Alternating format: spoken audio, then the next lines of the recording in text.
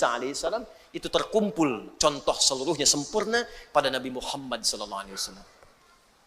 Nabi sebelumnya sakit, Nabi Muhammad pernah sakit.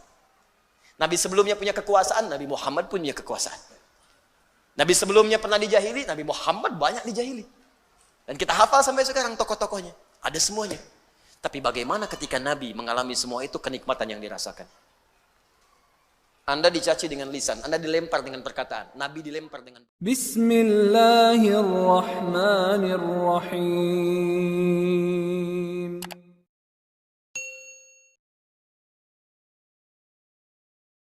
Ampuni dosa-dosa kami ya Allah. Lihat sini. Baik, fokus.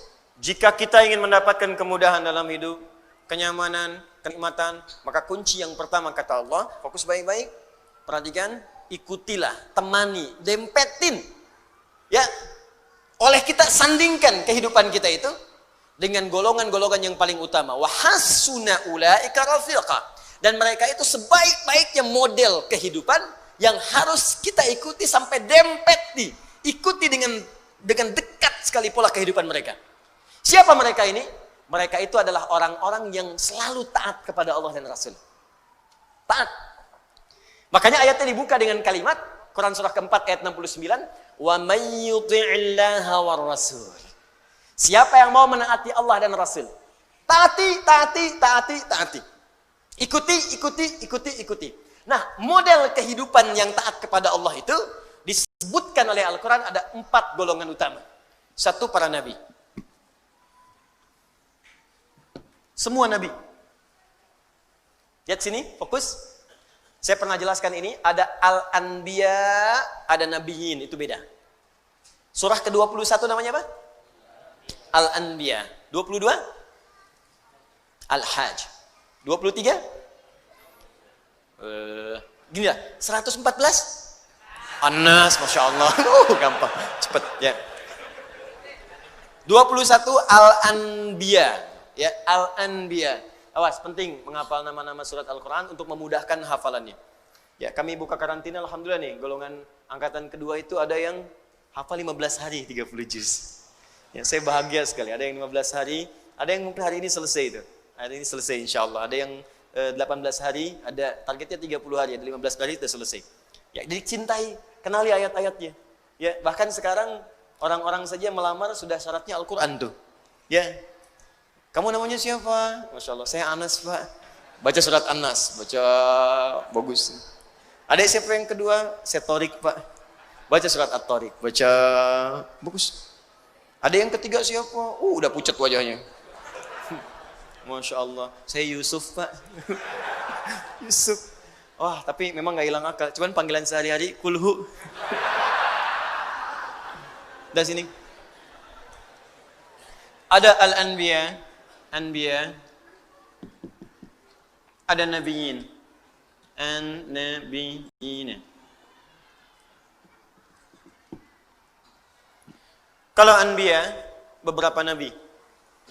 Karena itu di surah Al-Anbiya tidak dikisahkan semua nabi. Tapi kalau nabiyin, itu seluruh nabi. Dari Nabi Adam alaihissalam sampai Nabi Muhammad sallallahu alaihi wasallam. Jadi Allah akan memberikan pesan kepada kita, kalau hidup kita ingin tenang, ingin nyaman, ingin nikmat, di rumah tangga, di pekerjaan, di kehidupan sosial, ikuti pola hidup para nabi. Makanya saat Anda sakit, ada contoh Nabi Ayub yang pernah sakit. Oh, fokus. Ada yang pernah sakit. Ya Allah, saya sakit kepala, sakit di kaki, sakit di tangan, ya, sakit di kantong, ya, sakit macam-macam. Nah, begitu terkena penyakit fisik, Allah turunkan pola kehidupan Nabi yang pernah sakit. Ada yang ringan-ringan, seperti Nabi Ibrahim sakit. Bagaimana menikmati penyakit itu? Ini yang paling indah. Sakit tapi menikmatinya gitu. Kan kebanyakan orang sakit itu menghadirkan keluhan kan? Makanya dokter bertanya ketika pasien datang, keluhannya apa Pak?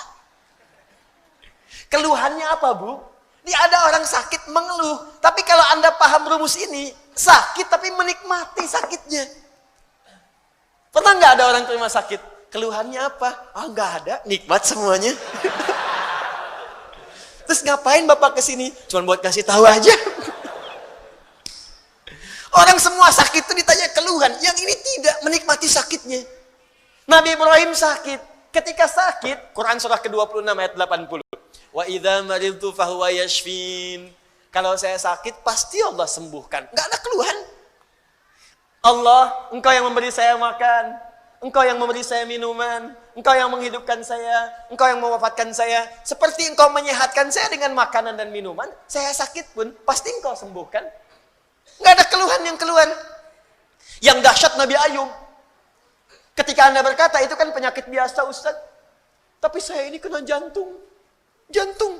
Tapi kan masih hidup, Bu. Kematian itu tidak ada hubungan dengan jantung. Kematian itu dengan ajal. Ada orang nggak sakit jantung pun kalau sudah tiba waktunya meninggal juga. Gitu. Tapi kan ginjal saya tidak berfungsi. Tapi kan mata ibu berfungsi. Ya. Tapi kan telinga bapak berfungsi. Lisan kita berfungsi. Maka ketika ada orang mengeluhkan penyakitnya, Allah turunkan penyakit yang paling dahsyat yang pernah dialami oleh seorang nabi, yang tidak pernah dirasakan oleh orang sebelumnya dan tidak akan pernah dialami oleh orang setelahnya. Supaya nggak ada yang mengeluh lagi. Ketika mengeluh, Allah kemudian balikan. Ini aja nabi saya uji, dia nggak mengeluh. Kamu bukan nabi, kenapa mengeluh?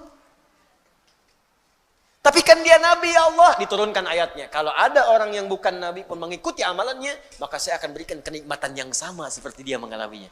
Maka turunlah Quran surah ke-21 ayat 83 sampai 84 itu.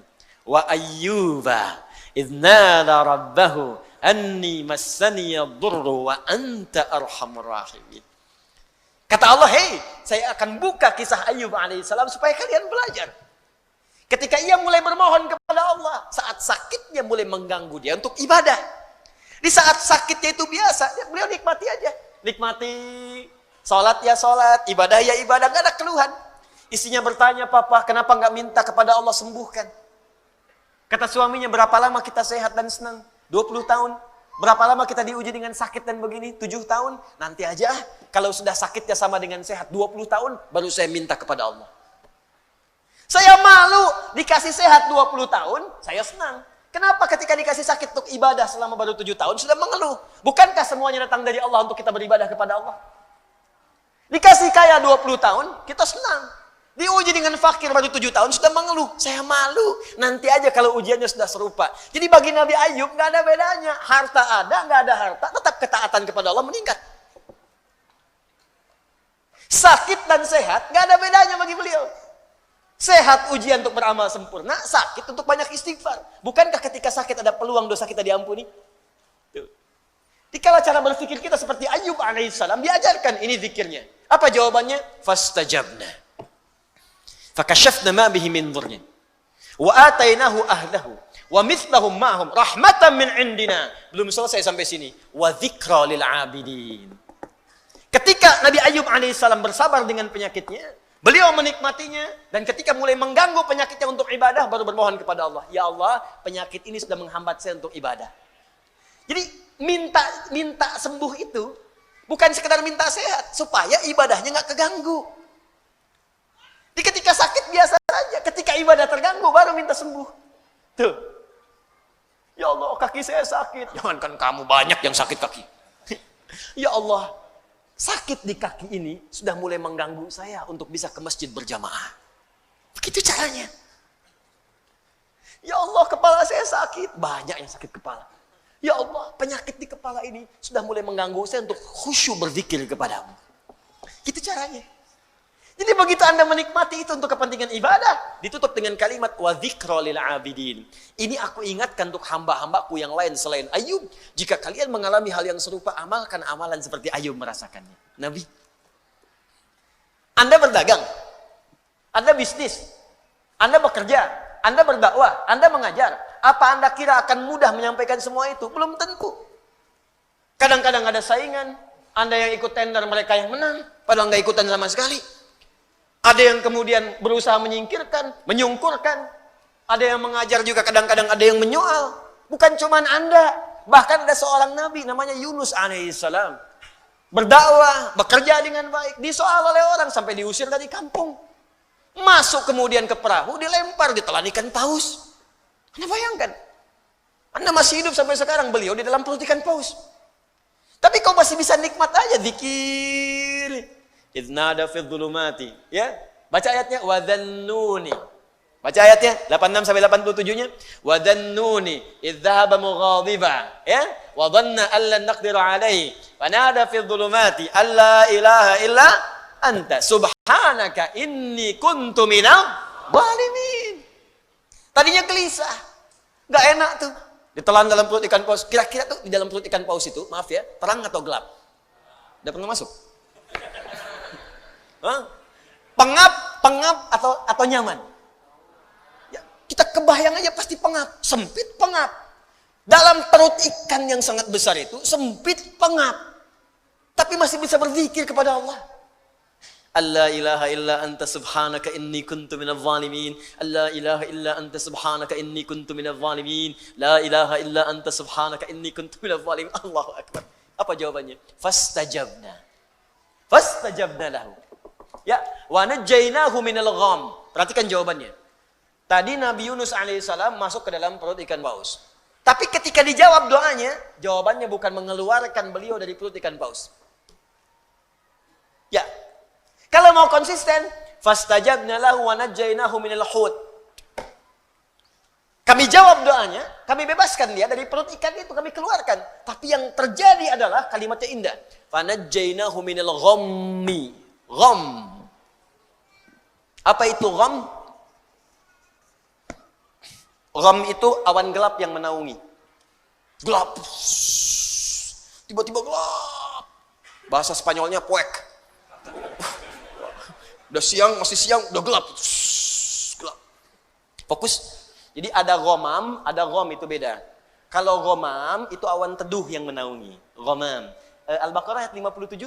Wa dhallalna 'alaikumul ghamama wa anzalna 'alaikumul manna wassalwa. Paling kiri sebelah bawah. Ayo mana Qurannya? Dia ada ghamam, ada gham. Kalau gham itu awan gelap yang menaungi. Maksudnya ini bahasanya tinggi, bukan awannya. Tapi suasana gelap yang mencekam. Kadang kalau orang sedang ngelihat awan gelap, siang-siang gelap, perasaannya bagaimana? Gak enak ya? Gak enak, jalan gak enak, perasaan gak enak. Yang dimaksudkan di sini bahasa kiasan. Ada orang yang mengalami situasi yang gelap, bikin sesak. Seperti Nabi Yunus berada di perut ikan paus. Suasana gelap, bikin sesak. Mungkin tidak harus masuk ke perut ikan. Anda ikut pekerjaan, tiba-tiba dijahili oleh orang. Anda yang difitnah, bukankah gelap? Pulang-pulang siang tapi sudah longlai. Nyampe rumah nggak ada senyum. Anda yang ikut ujian, begitu mau wisuda, ada nilai yang hilang belum sampai, tiba-tiba gelap. Anda yang sudah mau lamaran, besok mau nikah, tiba-tiba pasangan berubah keputusan. Gelap. Seketika kan gelap, ya Allah. Padahal situasi siang. Ya Allah, aku seperti tersambar halilintar. Padahal halilintar gak ada. Ya. Makanya kalimat Qur'annya indah. Allah tidak mengatakan perut ikan pausnya. Allah ingin mengatakan, akan ada orang-orang hambaku, mungkin selain Yunus, yang mengalami situasi serupa dengan Yunus. Pekat, gelap, capek, lemah ya Allah. Walaupun tidak harus masuk ke perut ikan. Karena pekerjaan, karena di rumah tangga, karena di kampus, karena di kehidupan. Tapi Anda amalkan seperti Yunus, dalam suasana di perut ikan pun masih nikmat. La ilaha illa anta subhanaka inni kuntu minadh zalimin. Perhatikan, begitu Anda mengamalkan zikir yang sama dan menikmatinya, wa kadzalika nunjil mu'minin. Belum selesai ayatnya. Fa najjaynahu minal gham, kami selamatkan Yunus alaihissalam dari gham, perut ikan. Wa kadzalika nunjil mu'minin. Kalau ada orang-orang beriman setelahnya mengalami situasi yang serupa, bahkan masuk ke perut ikan pun dia berzikir, saya selamatkan kata Allah. Atau bukan perut ikan, perut rentenir,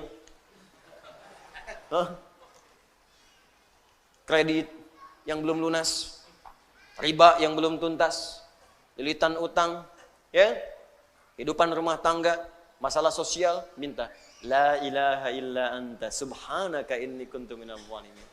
Uang belanja belum kunjung datang, la ilaha illa anta subhanaka inni kuntu minadh zalimin. Tuh, nikmat. Maka poin besarnya, makanya Allah turunkan kehidupan semua nabi. Supaya kita belajar. Kalau sedang punya kedudukan, turunkan Nabi Sulaiman. Nabi Sulaiman itu bisa menaklukkan awan, bisa menaklukkan angin. Ya, bukan hayalan. Songgoku cuma awan kinton. Ya, Sulaiman semua awan. Guduha wa asya, datang pagi, datang petang, datang kecepatan kilat. Anda bayangkan, awan takluk, angin takluk, jin takluk, setan nggak macam-macam. Anda bisa bayangkan, tapi dengan segala kekuasaannya, hadza min fadli rabbi. Tidak menghentikan beliau untuk bisa menyembah Allah dan tawadhu dengan kekuasaan. Nabi, Rasul, Raja, tingkat yang paling tinggi. Wah, jin takluk, setan takluk, awan takut, angin takluk. Masih tawadhu. Ini semua bukan aku, Allah yang telah menetapkan. Sama semut masih baik. Pasukan, siap. Ada semut, jangan disakiti. Anda siapa? Nabi bukan, Rasul bukan. Angin tidak takluk, Anda berdoa malah datang topan. Hah? Minta hujan nggak datang-datang, nggak diminta hujan datang. Ya? Bayangkan, Rasul bukan, surga belum jelas. Anda sebesar apa sih kedudukannya? Jangankan pada semut, bahkan manusia pun Anda zalimi. Hutan pun Anda gunduli. Ya, gunung pun Anda hilangkan. Lautan Anda kuras. Anda siapa gitu? Makanya belajar ke sini. Maka kalau Anda bisa ikuti seperti ini, muncullah kemudian seperti Abu Bakar, seperti Umar, Utsman, Ali, Umar bin Abdul Aziz. Yang walaupun ada di kedudukan, indah kalimatnya. Allahu Akbar, datang keponakannya, datang ke istana. Tiba-tiba dimatikan lampunya, dinyalakan lilinnya. Ditanya dulu, kamu ada apa? Keperluan pribadi, matikan semua lampunya. Kenapa dimatikan? Kalau engkau datang sebagai rakyat, maka aku akan nyalakan semuanya. Engkau datang sebagai pribadi, karena ini fasilitas negara, maka hanya boleh digunakan untuk kepentingan yang luas, untuk masyarakat dalam kepentingan negara. Tapi ketika datang dengan kepentingan pribadi, maka aku matikan, aku nyalakan lilin yang milikku pribadi. Wah, kalau semua pejabat seperti ini enak. Masya Allah. Plat merah pakai undangan. Izin nggak ada. Izin ada nggak apa-apa. Tenang. Nggak ada masalah. Kan aturan diikuti dengan baik. Nah ini. Indahnya setiap ada kejadian yang kita alami, pasti ada contoh nabinya. Ya, ada yang naik kedudukan, digoda sama lawan jenis, ada, makanya muncul kisah Nabi Yusuf. Untuk mengingatkan hati-hati kalau sedang punya kedudukan, godaannya bisa seperti ini. Bapak direktur punya sekretaris, yang sekretaris perempuan. Satu ruangan, sekretaris abadi di rumah. Yang ditatap sekretaris kantor, 8 jam dilihatin terus. Hati-hati. Maka muncul kisah Nabi Yusuf, ada lagi yang lain. Ya, ada ibu yang belum ada keturunan. Ya, bapak yang belum ada keturunan, diturunkan kisah Nabi Zakaria supaya nggak bersedih, nikmati. Lihat amalannya, pelajari. Kalau Anda amalkan semua itu, nikmat hidup. Puncaknya, Nabi Muhammad SAW. Makanya semua miniatur Nabi, dari Nabi Adam sampai Nabi Isa AS, itu terkumpul, contoh seluruhnya sempurna pada Nabi Muhammad SAW. Nabi sebelumnya sakit, Nabi Muhammad pernah sakit. Nabi sebelumnya punya kekuasaan, Nabi Muhammad punya kekuasaan. Nabi sebelumnya pernah dijahili, Nabi Muhammad banyak dijahili. Dan kita hafal sampai sekarang tokoh-tokohnya. Ada semuanya. Tapi bagaimana ketika Nabi mengalami semua itu, kenikmatan yang dirasakan. Anda dicaci dengan lisan, Anda dilempar dengan perkataan. Nabi dilempar dengan batu di Taif. Sampai berdarah. Duduk istirahat di bawah naungan pohon. Datang 2 malaikat penjaga gunung. Ya Muhammad SAW. Mud yadaika ilas sama. Muhammad SAW. Angkat tanganmu ke langit, mintakan kepada Allah supaya kami mengangkat 2 bukit di Taif itu untuk menghimpit orang-orang yang menyakiti engkau itu. Ini malaikat sampai datang. Ini malaikat aja merasakan, ini orang luar biasa nih. Melempar Nabi sampai berdarah. Datang. Angkat tanganmu ke langit, minta kepada Allah. Kami lakukan sekarang, kami angkat 2 bukit di Taif, kami himpit mereka yang menyakitimu itu. Melempar engkau dengan batu. Apa jawab Nabi? Lah, jangan lakukan. Fa innahum qaumun la ya'lamun. Fa innahum qaumun la ya'lamun. Mereka belum tahu saja. Nanti kalau sudah tahu juga, mereka akan menyadari mereka salah. Ya Rabb, ila man takiluni? A ila qaribin yu'dhini? Am ila ba'idin yu'limuni? Fa ana radin ma lam taghdab alayya. Ya Allah, setelah di Taif ini aku dilempari dalam berdakwah, kemana lagi engkau akan antarkan aku untuk berdakwah? Apakah dari Taif ini tempatnya masih dekat dan di situ aku akan disakiti lagi? Atau tempatnya masih jauh dan itu akan dizolimi lagi aku di sana? Aku ridha ya Allah, aku akan nikmati sepanjang engkau tidak marah kepadaku. Sepanjang engkau tidak marah kepadaku. Ya Rabb, Mohon munculkan kelak di bumi Taif ini laki-laki, perempuan, anak-anak, dewasa yang kelak akan beriman kepada Allah dan Rasulnya. Muhammad sallallahu alaihi wasallam. Dilempari, disakiti, keluar darah, menikmati itu semua. Rokok, disimpan kotoran di punggungnya, menikmati itu semua. Difitnah, dizalimi, menikmati itu semua. Harakat, indah. Hidup dengan orang munafik, dibimbing sampai mau tobat. Muhammad sallallahu alaihi wasallam. Dan dahsyatnya, ketika miniaturnya terkumpul di Nabi sallallahu alaihi wasallam, yang sangat luar biasa itu, maka Allah turunkan satu ayat. Jika Anda ingin sempurna mendapatkan kenikmatan hidup, maka ikuti semua petunjuk yang pernah ditunjukkan oleh Nabi Muhammad SAW dari mulai tidur sampai dengan kita tidur lagi. Karena tidak ada teladan yang terbaik kecuali yang ini. Maka turun Quran surah 33 ayat 21. Bagian pertama. Quran surah ke-33 ayat 21. Laqad kana lakum fi rasulillahi uswatun. Allahu akbar. Kalau nabi lain gak disifati dengan ini. Nabi lain tuh cuman kisah ini diikuti, kisah ini diikuti. Nabi Muhammad tidak. Langsung keluar kalimat uswatun hasanah. Uswah hasanah. Bahkan ayatnya di riwayat Warsh dan Qalun bisa dibaca dengan iswah. Qalun, Warsh dari Nafi'. Bisa dibaca dengan iswah. Laqad kana lakum fi rasulillahi iswatun hasanah. Iswah. Bisa uswah, bisa iswah. Dahsyat. Ini langsung penetapan dari Allah. Muhammad SAW beda, khusus, tidak sama dengan Rasul lain. Kata Allah, semua apa yang dikerjakan oleh beliau, itu akan jadi teladan dalam kehidupan. Jadi kalau Anda ikuti, langsung seketika Anda akan jadi teladan dalam hidup. Bapak Ibu, lihat sini. Harakatnya apa? Dhamma, di atas di bawah. Di atas. Karena itu di ilmu nahwu disebut rafa namanya. Rafa, di atas, tinggi. Rafa. Alamatnya dhamma. Harakatnya di atas di bawah? Di bawah. Bawah itu khafad, rendah, kecil. Khafad.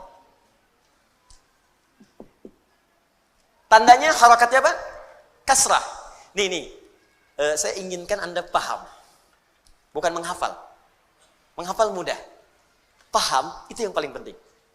Kasrah. Kenapa disebut kasrah? Dari kata kasrah, sesuatu yang pecah, kecil, lembut.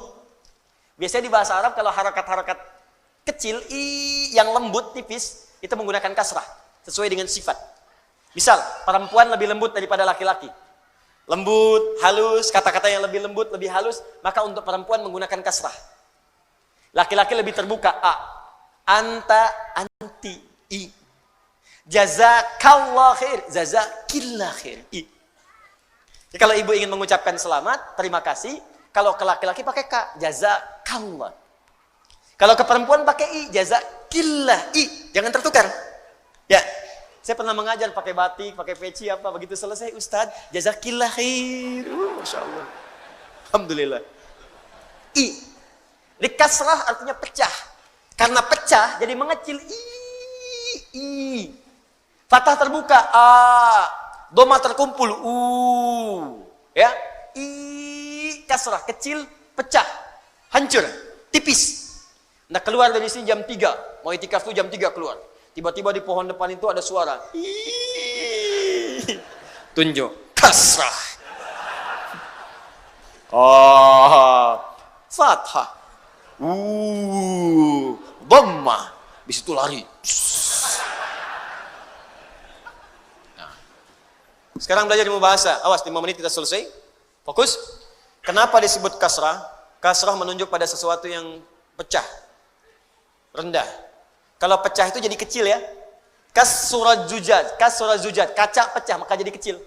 Jadi kalau ada sesuatu menggunakan harakat kasrah ini menunjuk pada sesuatu yang kecil, ringan. Makanya alamatnya khafad, di bawah, rendah. Kalau menggunakan sesuatu yang tinggi, terkumpul, rafa, tinggi. Dhammah terkumpul, in dhamma syai'u, berkumpul jadi banyak. Kalau ingin menunjukkan sesuatu yang banyak, maka gunakan harakat dhammah. Kemudian harakatnya tinggi di atas, rafa. Perhatikan, ketika Allah menyebutkan Nabi menjadi teladan, kenapa menggunakan 2 harakat? Di atas tinggi, di bawah rendah. Seakan ingin menjelaskan kepada kita, Nabi Muhammad itu jangankan perilakunya yang tinggi-tinggi, yang banyak bisa kita temukan. Cara sholatnya yang 1 rakaat sampai dengan kakinya bengkak. Ya, Masya Allah. Cara infaknya yang saat berinfak dengan 1000 ekor unta.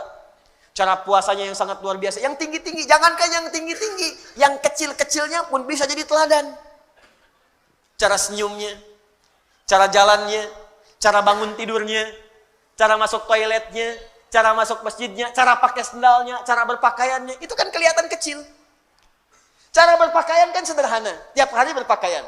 Cara makannya, cara duduknya, cara menggunakan alas kakinya, dengan sendalnya, dengan sepatunya, dengan terumpahnya, cara mengenakan bagian pecinya, sorbannya, itu kan kecil-kecil. Tapi kalau Anda ikuti, jadi teladan.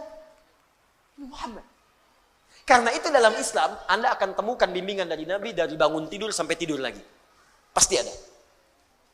Silahkan tunjukkan kepada saya.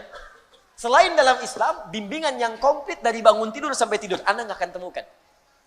Untuk menunjukkan kebenaran risalah Islam diturunkan seorang Nabi terakhir, namanya Muhammad SAW, dan beliau tunjukkan kalau Anda ingin menikmati kehidupan dengan baik, maka silahkan ikuti semua petunjuk Nabi. Itu langsung dari Allah. Laqad kana lakum fi Rasulillahi Yang paling dahsyat, saya tutup, jika Anda mampu mengikuti semua itu, maka semua pengikut Nabi akan jadi teladan di zamannya. Contoh, maaf ya, Abu Bakar ikut Nabi Muhammad SAW, diikuti semua perilaku Nabi. Nabi meninggal, Abu Bakar jadi teladan. Umar mengikuti, Umar jadi teladan. Utsman mengikuti, Utsman jadi teladan. Ali mengikuti, Ali jadi teladan. Wafat sahabat, muncul tabi'in, jadi teladan. Wafat tabi'in, muncul setelahnya tabi'ut tabi'in, jadi teladan. Pokoknya semua yang ikut Nabi akan diteladani dalam hidup. Anda tidak harus jadi ustaz. Bukankah Utsman itu seorang pengusaha? Abdurrahman bin Auf seorang pengusaha. Amr bin As seorang diplomat, birokrat bahkan. Ayo, jadi apapun Anda, ikuti cara Nabi membimbing kita. Ustaz, bagaimana dengan kami perempuan? Ibu, bukankah Sayyidah Khadijah istri Nabi? Bukankah Aisyah istri Nabi? Bukankah Zainab istri Nabi? Makanya Nabi diizinkan menikah lebih daripada 4 perempuan. Karena semua istri-istri Nabi itu menjadi miniatur karakteristik semua perempuan di bumi. Makanya ibu pulang ke rumah, ibu baca sirah istri-istri Nabi. Ibu akan menemukan, ibu akan mirip siapa. Ibu akan temukan. Ya, ada yang cekatan, senang belajar, berarti seperti Sayyidah Aisyah. Ibu pelajari bagaimana riwayat Sayyidah Aisyah. Ada yang senang ngaca, senang macam-macam, kan? Ada yang senang misalnya mohon maaf bikin masakan dan sebagainya. Ada. Kalau Khadijah itu agak susah memang. Ya. Tapi bukan berarti nggak bisa diikuti. Cirinya sederhana Bu. Begitu suami melihat ibu, hilang setengah masalah. Khadijah. Itu dari Al-Bukhari nomor hadis 4-5. Nabi pulang dari Gua Hira. Ya, begitu kemudian melihat malaikat Jibril dalam bentuk rupanya, tergesa-gesa pulang ke rumah, dibukakan begitu melihat Sayyidah Khadijah setengah masalah hilang. Digenggam tangannya, kata Nabi, zammiluni, zammiluni, selimuti saya, dibawa kemudian ke kamar, diselimuti, keluarlah kalimat yang indah itu. Allahu Akbar. Sayang, engkau itu orang yang sangat baik. Engkau penyambung silaturahim. Engkau senang memberi. Yakinkan pada jiwamu, aku akan selalu bersamamu dalam suka dan duka. Istri begitu Pak. Hilang semuanya. Sudah selesai. Hilang semua kegelisahan. Khadijah. Coba besok antum pulang dari pekerjaan kan. Wah, ada masalah. Nyampe rumah. Assalamualaikum. Dibuka. Masya Allah. Masalah tambah.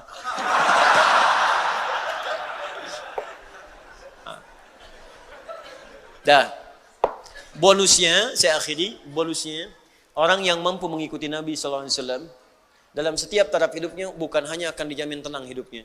Tapi orang ini akan langsung mendapatkan cinta Allah Subhanahu wa taala.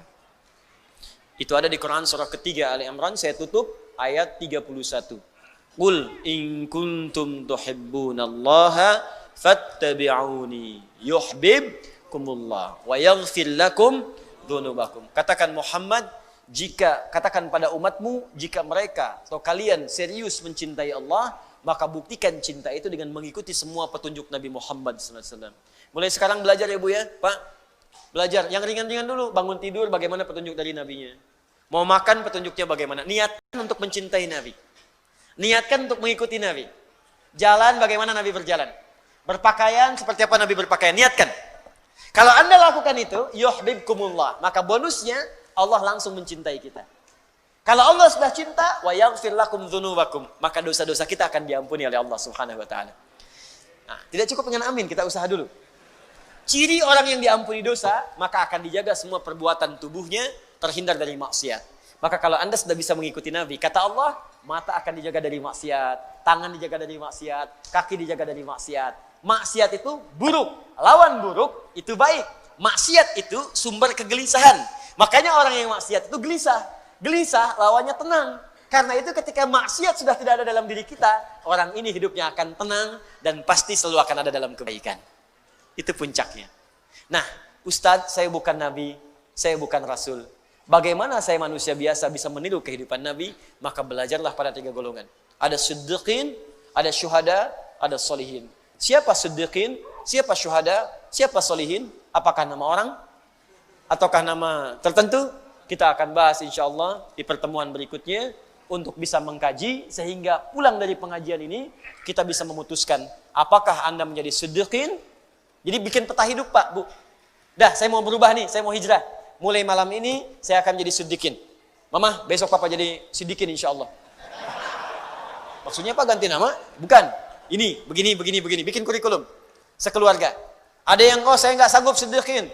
Saya maunya syuhada aja. Maka apa amalan-amalan menjadikan Anda syuhada? Saya nggak sanggup syuhada, saya mau solihin aja. Ya, maka Anda masuk golongan solihin. Tapi seperti apa makna itu semua? Kita akan dapati insya Allah di pertemuan berikutnya. Dan mudah-mudahan tidak termasuk dalam golongan waladdallin atau maghdub alaihim.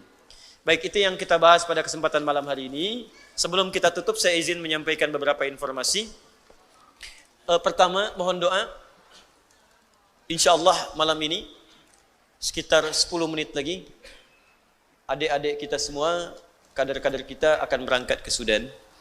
Ya, tadi siang sudah kami lepas dan sekali lagi pada orang tua mereka tolong bersabar, didoakan mereka sedang berjuang. Insya Allah mereka besok Jumat akan sampai di Sudan dan mereka akan belajar. Saya buka kesempatannya sampai S3 sampai mereka selesai dan pulang kembali. Mohon doa untuk mereka supaya mereka istiqamah karena sekali lagi itu harapan-harapan kita. Saya membangun baik Quantum Akhiran Institute, ada At-Taisir, kita sekarang sedang siapkan proyek. Insya Allah dalam waktu dekat akuisisi terus berjalan. Saya ucapkan terima kasih bagi Anda yang sama-sama beramal soleh. Nanti kita wakafkan sama-sama apa yang sudah kita bangun nanti.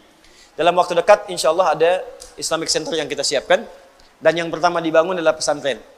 Jadi nanti ada 2 pusat hafalan Quran dengan pesantren. Jadi kalau sudah ada, mudah-mudahan bisa diinfokan dengan lebih cepat ya. Mohon doanya dan kita semua beramal soleh insyaAllah.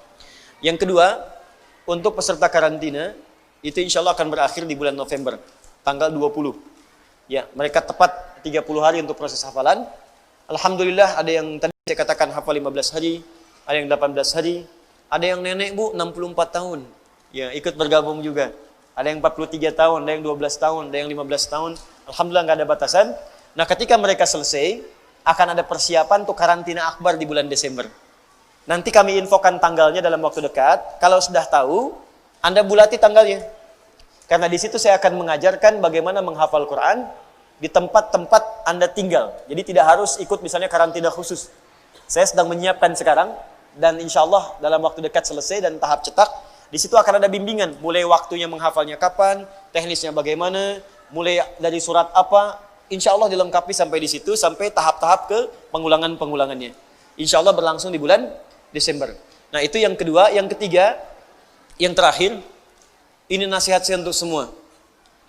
Mulai hari ini, coba perbaiki hidup kita. Hal-hal yang nggak penting, tinggalkan. Saya ulang, hal-hal nggak penting tinggalkan. Jangan terlibat pada hal-hal yang nggak penting. Apalagi sesuatu yang sudah jelas hukumnya, nggak usah ikut terlibat di dalamnya. Ya, sekarang banyak orang dirisaukan dengan hal-hal yang sudah nggak penting. Banyak didiskusikan, banyak diperdebatkan sehingga mengganggu kesempatan itu untuk beramal soleh. Kalau bukan bagian urusan kita, udah tinggalkan saja. Orang sibuk membahas masalah cadar, sibuk membahas masalah celana cingkrang. Sudah Anda ikuti aja apa yang Anda kemudian bisa dapatkan dari bimbingan amal soleh. Hal-hal yang nggak penting jauhi oleh kita. Ya. Kemudian yang tidak bermanfaat tayangan mulai jauhkan. Karena satu saat kita akan wafat. Dan saya cuma mau sampaikan begini, perlombaannya semakin kuat Bu Pak. Sekarang anak kecil sudah pada hafal Quran. Anak kecil sholatnya sudah bagus. Bayangkan 5 tahun hafal 30 juz. Sholat sudah bagus. Anda 50 tahun baca Quran aja masih belum mampu. Anda butuh berapa tahun lagi? Terus Anda melibatkan diri pada sesuatu yang gak penting. Tayangan gak penting. Tontonan gak penting. Lalu kapan kita jadi baik di hadapan Allah? Kalau sampai usia sekarang kita masih belum baik, malu kalau pulang kepada Allah. Malu. Ya kita berubah jadi lebih baik, kita saling tolong-menolong dalam kebaikan Allah Subhanahu wa taala. Dan semoga dengan itu wafat dalam keadaan husnul khatimah insyaallah. Ya. Allahumma taqabbal